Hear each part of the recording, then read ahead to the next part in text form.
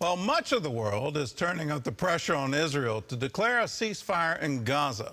Still, in the United Nations Security Council yesterday, America stood up for the Jewish state. The U.S. vetoed a resolution demanding an immediate ceasefire on the grounds that it actually puts Israeli hostages at even greater risk. CBN Middle East correspondent Julie Stahl reports. Netanyahu says Israel is under pressure from inside the country and abroad to stop the war before achieving its goals, including the release of the hostages.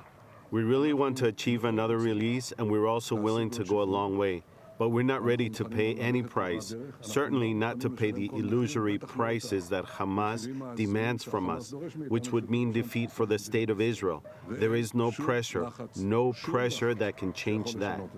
At the UN, the U.S. defended its veto of a Security Council resolution Tuesday because it demanded an immediate ceasefire in Gaza, putting talks for a hostage release in jeopardy. National Security Council spokesman John Kirby said an American emissary is in the region working to reach an agreement.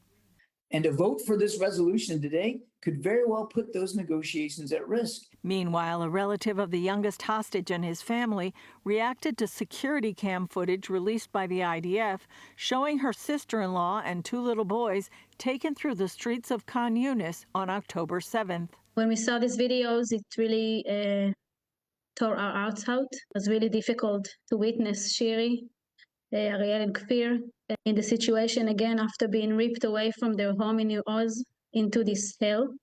Everything still feels unbearable. You can see the inhumanity, those actions. Meanwhile, Israel is considering putting age restrictions on Israeli Muslims visiting the Al-Aqsa Mosque on the Temple Mount in Jerusalem during the Islamic holy month of Ramadan. We know that there are rogue elements, that are extreme Islamic fundamentalist groups who always seek to flare up the surroundings in the holidays, in the celebrations, and in the prayers, and that we will not permit. President Isaac Herzog says Israel seeks to balance security with its commitment to freedom of religion. Israel has always and will always maintain freedom of practice and religion in Jerusalem, of course, in all religious sites around the country, definitely in Temple Mount, in the mosques, of course, pending security considerations, challenges. It's rare that Israeli Muslims would be subject to such restrictions. Julie Stahl, CBN News, Jerusalem. Well, congratulations to the Biden administration for standing strong with Israel. And please encourage your congressmen, your senators, to stand strong. The aid package needs to be passed. We need to let the entire world know that we're standing with Israel during her difficult hours. This is the most difficult hours since the Yom Kippur War.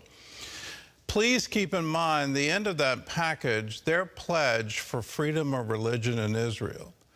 They have guarded all of the holy sites, whether they're Christian or Muslim or Jewish, and they've allowed free access to them.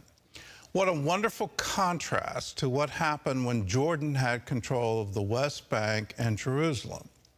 Under Jordanian rule, and it was called Transjordan, from 1948 to 1967, if you were Jewish, it was illegal for you to be on the Jordanian side.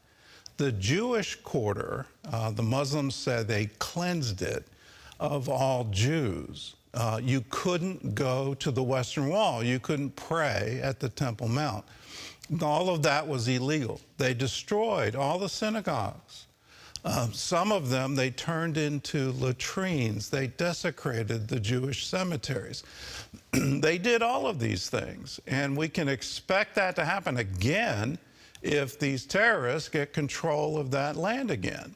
So please, let us stand with Israel. Let us stand strong, because now is their hour of